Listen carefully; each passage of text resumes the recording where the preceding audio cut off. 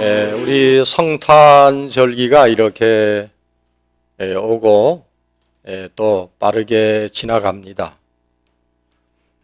그 지난 주간 우리 버밍엄에 그 핸델의 그 마사이아 메시아 공연이 UAB에서 있었습니다. 지인의 초대로 가게 되었는데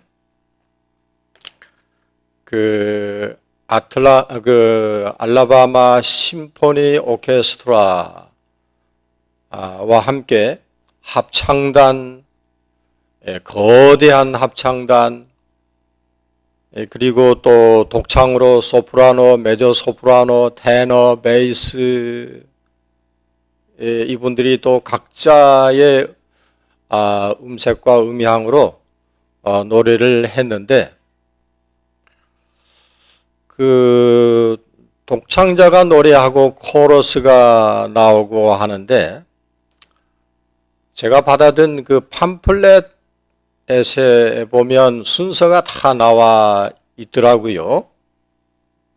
그런데 그 순서대로 노래를 또는 합창단이 노래를 하지 않고 보통은 순서대로 하게 되어 있는데, 그런데 이 순서들을 다 바꾸어서 제일 먼저 오늘 우리가 읽은 이 말라기 3장의 내용을 노래를 합니다. 이 노래는 심판을 노래하는 것입니다.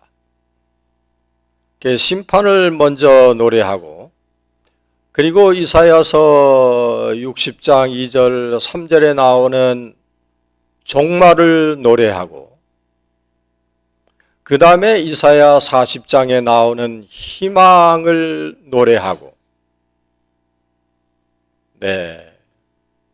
그리고는 마태복음 1장 23절 이하에 나오는 예수님의 탄생을 예언하고, 그런 순으로 해서 끝으로 그 할렐루야, 메시아 할렐루야를 이 성탄절에 부르는 걸 보았습니다. 이 성탄절에 왜 그냥 기쁘다 구주 오셨네, 고요한 밤, 이런 성탄절에 맞는 노래들이 얼마든지 있는데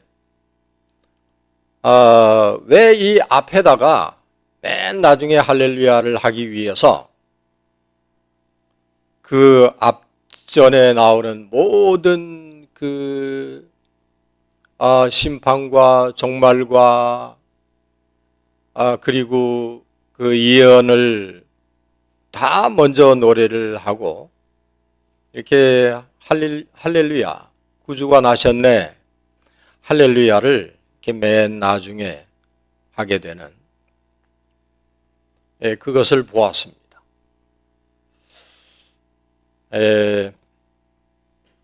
맨 먼저 말라기서를 노래를 하는데, 원래 이게 순서가 이렇게 되어 있는데 이렇게 한 의도가 있느냐 하고 끝나고 지인에게 물어봤더니 본래는 순서를 그렇게 했는데 그 순서를 다 뒤집어서 성경에 나오는 대로 바로 잡은 거다 하는 얘기를 해 주었습니다.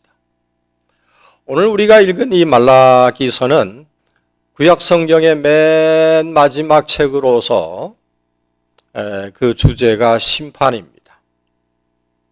이 예언자 말라기는 모든 더러운 것을 정결하게 하는 심판의 날이 올 것이다, 그렇게 예언을 하고 있습니다.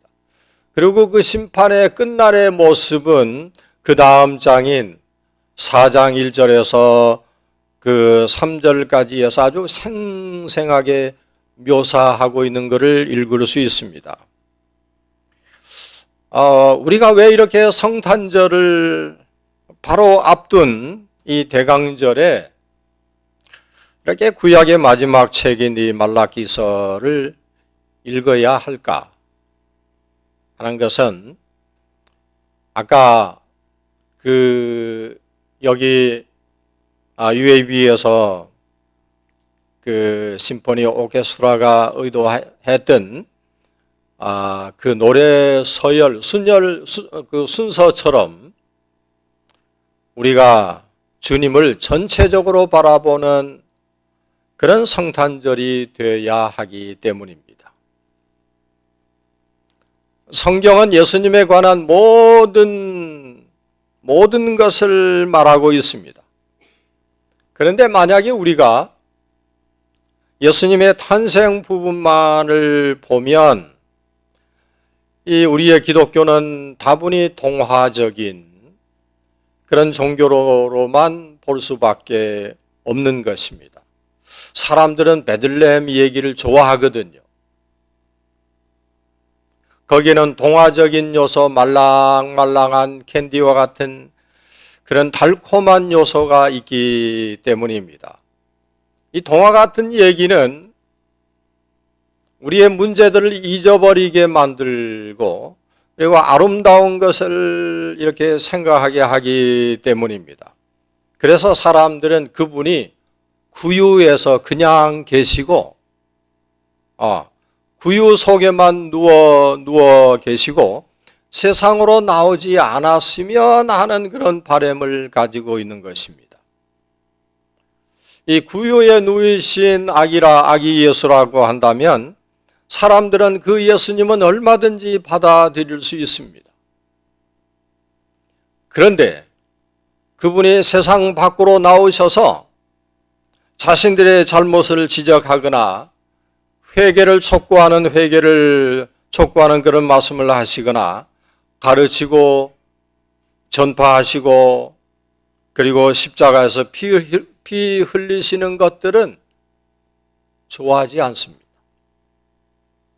이것이 잘못된 것입니다. 어떤 사람들은 성경에서 그 예수님의 교훈, 가르침에만 초점을 맞추는 사람들도 있습니다. 우리에게 필요한 것은 그분의 말씀이야. 말씀만 있으면 돼. 그러지요. 그런 사람에게 예수님은 그저 훌륭한 한 사람의 티처, 그 교사일 뿐입니다. 물론 틀린 것은 아니지만 그것이 예수님의 전부는 아니거든. 어떤 사람은 기독교는 예수님의 부활절이 되면 다 또 예수님의 죽으심과 부활이 전부야. 그래서 기독교의 모든 포커스를 거기에만 맞추는 경향이 있습니다. 이 사람들은 베들레헴 사건이나 예수님의 교훈이나 가르침에는 관심이 없어. 제가 이 말씀을 드리는 이유는 한 가지 측면, 즉 성탄절을 아기이신 예수님에게만 그 초점을 맞추는 것은 대단히 위험한 발상이다. 우리 지금 세상은 온통 현재 그렇게 돌아가고 있습니다. 예수님은 기적을 베푸셨습니다. 그러나 예수님은 기적만을 베푸시는 분은 아니셨습니다. 만약에 그런 사람에게 이런 주님의 행하셨던 기적이 일어나지 아니하면 그러면 주님으로부터 떠나고 말 것입니다. 예수님은 많은 병자들을 고치셨습니다. 눈먼 자, 안전뱅이, 귀머거리, 귀신 들린 자, 문둥병자. 그런데 그렇다고 예수님을 병 고치는 자로 그렇게만 이해를 하게 되면 확실히 예수님은 병을 고치러 오시는 분은 아니셨습니다. 만약에 그렇게 생각한다면 그 사람에게 예수님은 한 사람의 닥터, 의사이고 많은 것입니다. 그분은 병자도 고치시고 기적도 일으키시고 또 팔복의 말씀도 가르치신 강론하신 그런 위대한 교사이기도 하십니다. 그러나 그분은 울기도 하시고 나아가서 화도 내시고 실망도 하시고 한탄도 하신 아주 지극히 인간적인 부분도 그분은 가지셨습니다.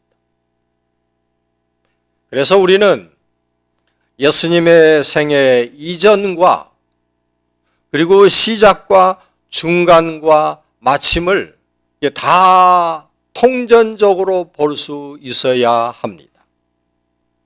예를 들면 우리가 누가복음의 아기 예수 탄생의 말씀을 보면서 우리는 또한 요한복음 17장 5절도 볼 수 있어야 합니다. 거기는 예수님의 기도가 나옵니다. 이렇게 기도하지 않습니까? 아버지여, 창세전에 내가 아버지와 함께 가졌던 영화로서 지금도 아버지와 함께 나를 영화롭게 하옵소서. 아버지와 내가 일치하다고 하는 것. 아버지가 내 안에, 내가 아버지 안에. 그분은 창세전에 하나님과 같이 계셨던 분이십니다. 베들레헴의 마구간에서 이렇게 태어나서 구유에 누우셨지만 예수님은 영광 가운데 오신 분이십니다. 그리고 우리가 오늘 아침에 또 마가복음 1장을 읽었습니다. 마가복음은 이 일을 필두로 그 복음서를 시작하고 있습니다. 그것이 하나님을 영화롭게 하는 일이기 때문입니다. 그래서 세상에 오신 것을 세상은 이런 사실을 모르고 있다라고 하는 이것이 안타까운 일입니다.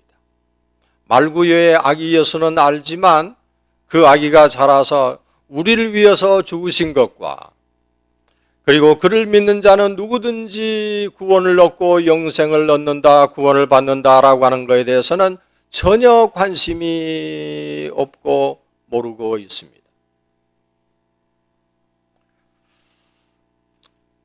세상 일에 대해서는 아주 골똘하게 생각을 하면서 하나님에 대해서는 전혀 까막눈이라고 하는 사실, 세상의 이 어리석음을 여러분 아십니까? 그래서 요한복음 1장 11절을 보게 되면 자기 땅에 오매 자기 백성이 영접하지 아니하였다라고 했습니다. 여기 이 세상은 꼭 물질적인 그런 세상만이 아니라 하나님이 없이 살아가는 사람들, 하나님 없이 살아가는 사람들, 육신적인 그런 사람들의 생각, 태도, 그런 시각을 가지고 살아가고 있는 사람들을 의미하는 것입니다. 성경에서는 바로 이 세상을 그런 의미로 사용하고 있는 것을 알 수 있습니다. 우리는 세상을 바로 보아야 합니다. 우리가 살고 있는 이 세상을 바른 인식을 가지고 우리는 세상을 보아야 할 것입니다. 사람들은 늘 행복을 찾으면서도 불행을 만들면서 살아가고 있습니다. 왜 그럴까요? 우리의 관심이 오직 정욕과 탐심과 그리고 욕구를 만족시키려고 하는 데만 우리의 관심을 총력전하고 있기 때문입니다.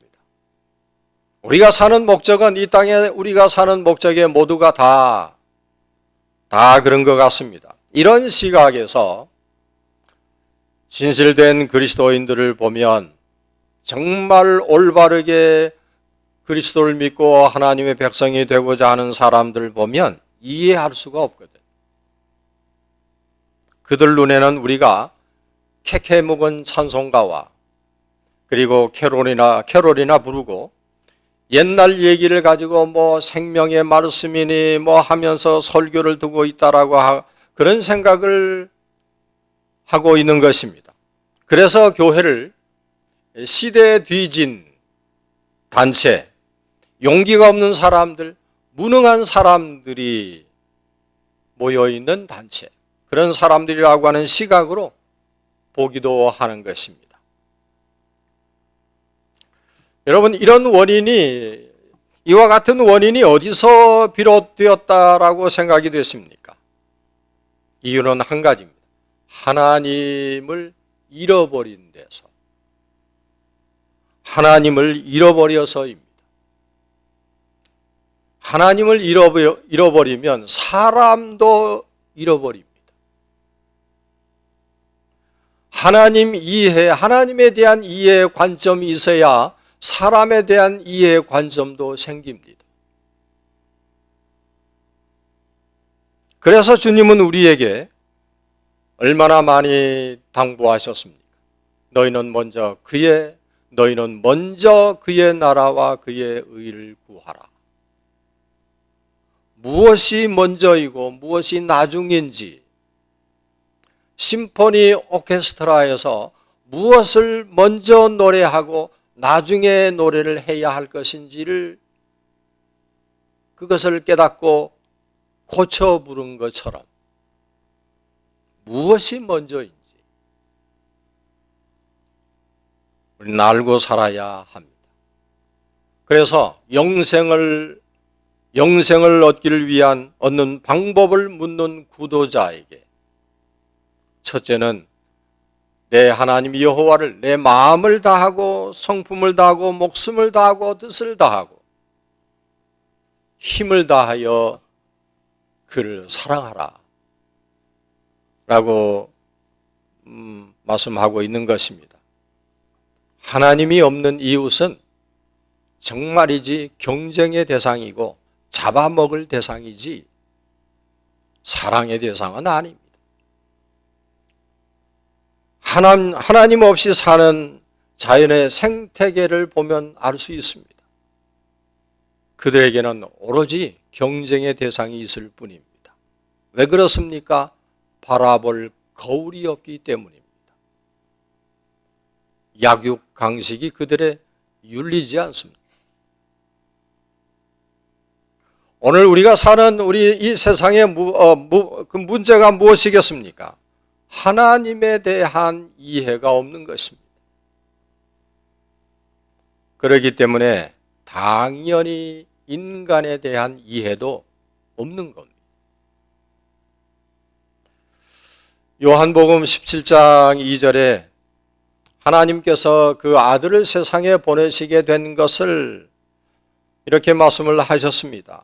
아들에게 주신 모든 자에게 영생을 주게 하시려고 이라고 말씀을 했습니다. 그리고 그 영생을 이렇게 말씀을 합니다. 3절에 영생은 곧 유일하신 참 하나님과 그의 보내신 자 예수 그리스도를 아는 것이니이다. 예수님께서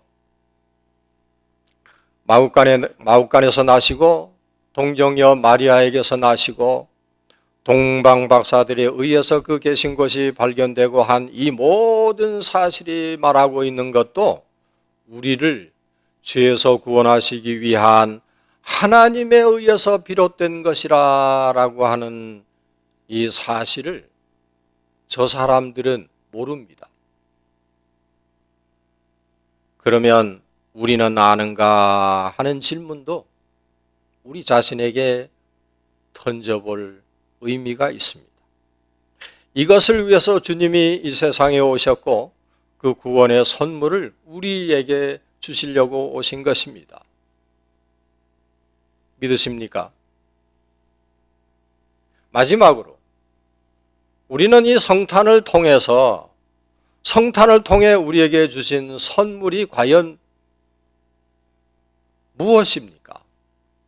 우리는 지금 어떻게 하면 무슨 선물을 누구에게 줄까 염려하고 고심하고 하고 있습니다마는 정말 이 성탄을 통해서 우리에게 주시는 선물, 그것은 죄의 용서입니다.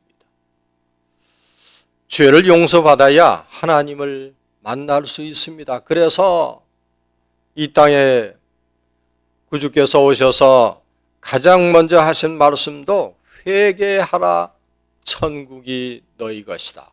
천국이 가까웠다. 교우 여러분, 예수를 믿음으로 죄의 용서를 받을 수 있습니다. 예수를 믿음으로 용서의 선물을 받습니다. 그분의 용서가 곧 구원이기 때문입니다.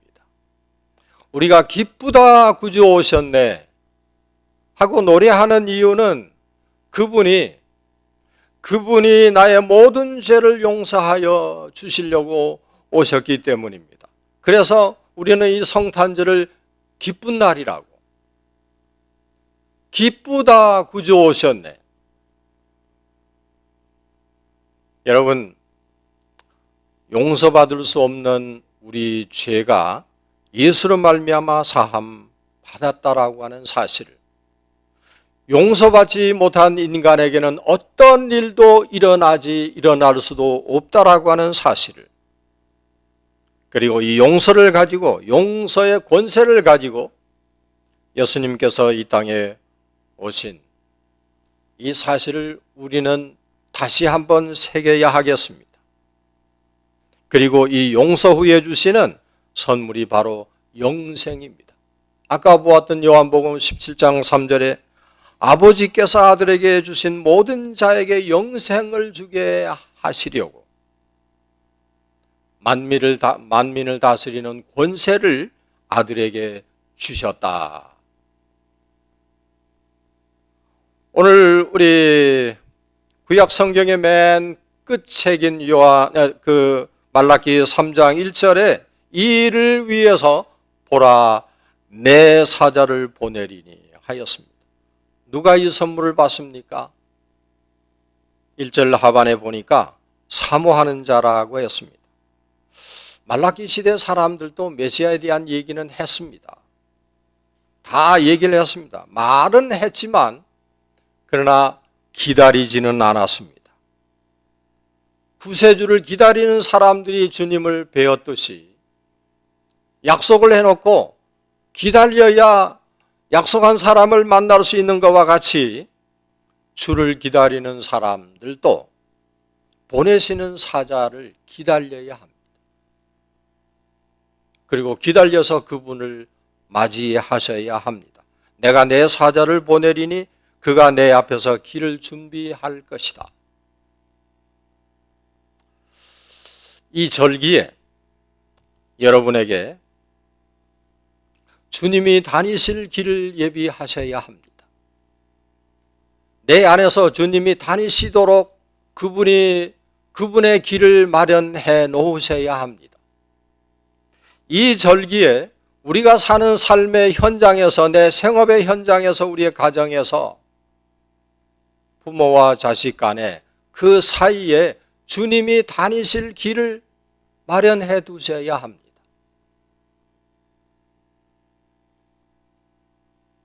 그래야 우리에게 영생의 복이 선물로 주어지게 될 것입니다.